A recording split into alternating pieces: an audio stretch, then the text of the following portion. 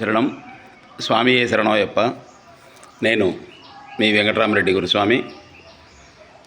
వర్షం ప్రతి ఒక్కరికి, ఇప్పుడు ప్రతి ఒక్క రైతుకు, ప్రతి ఒక్కరికి వర్షం అవసరము. వర్షం రావాలంటే ఎల్నినో ప్రభావం వలన చాలా కష్టంగా ఉంది.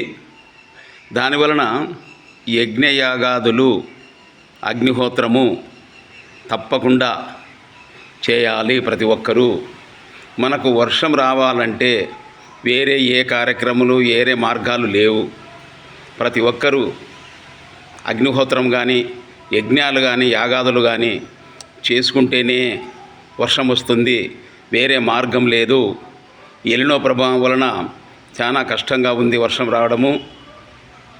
మనం ప్రాంతము కరువు కాటకాల నుంచి రక్షించుకోబడాలి అంటే తప్పకుండా ప్రతి ఒక్క గ్రామంలో 20,000 రూపాయలు పెట్టుకొని 3 రోజులు అగ్నిహోత్రం ఒకేసారి అందరూ చేస్తే తప్పకుండా మంచి వర్షాలు కురుస్తాయి. ముందు ఈ అగ్నిహోత్రము, యజ్ఞయాగాదుల మీద అవగాహన ఏర్పరచుకోవాలి. దాని గురించి తెలుసుకోవాలి. మన దేవస్థానం నందు గత 4 రోజుల నుంచి ఈ అగ్నిహోత్ర కార్యక్రమం చేస్తూ వచ్చినాము. నిన్న వర్షం పడింది. టయానికి చేసే టయానికి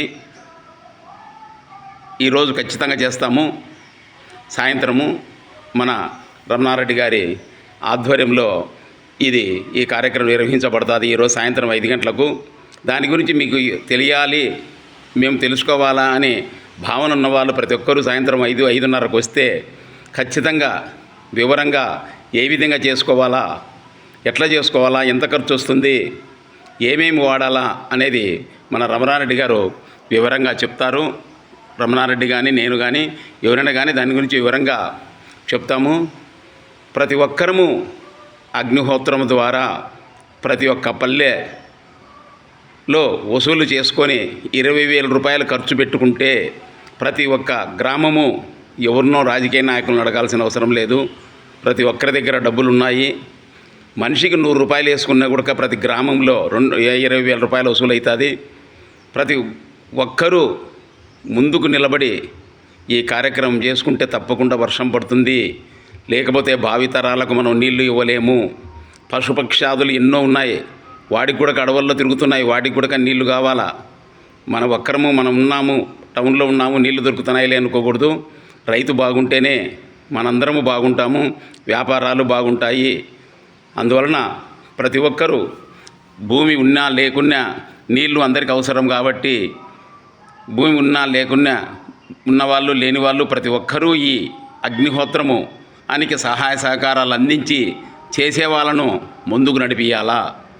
ఎగతాళి చేయకుండా ముందుకు నడిపిస్తే ఎంత దూరమైనా కూడా మా పర్యావరణ సమితి వాళ్ళు ముందుకుండి ఈ కార్యక్రమాన్ని నిర్వహిస్తారు.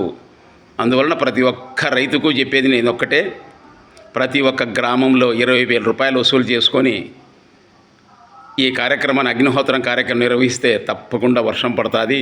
ఈ కరువు కాటాల నుంచి అందరము బయటపడతాము. మీకు దాని వివరాలు ఏ విధంగా చేసుకోవాలని మీకు తెలియకపోతే తప్పకుండా మాకు ఫోన్ చేస్తే వివరంగా చెప్తాము. స్వామి శరణం. స్వామియే శరణం అయ్యప్ప.